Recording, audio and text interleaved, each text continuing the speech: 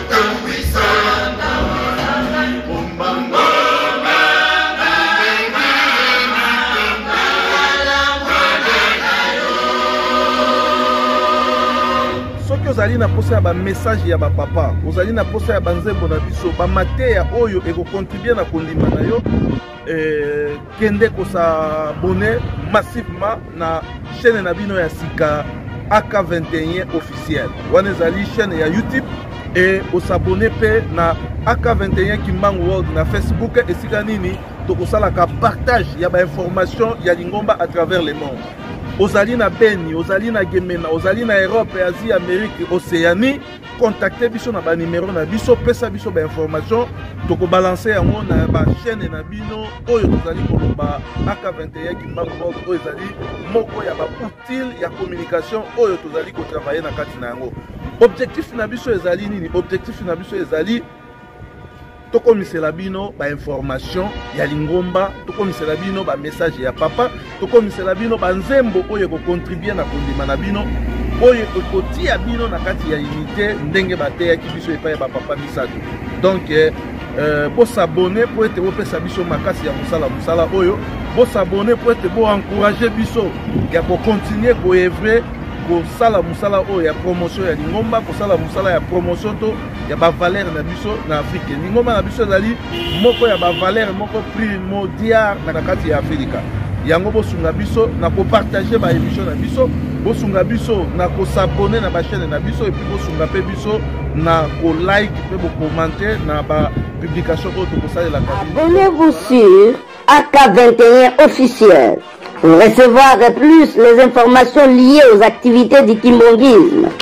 Le message de Papa Simon Kimbangu Kiangan, le message des trois voilà, le cantique de l'église et les différentes prédications. AK21 officiel.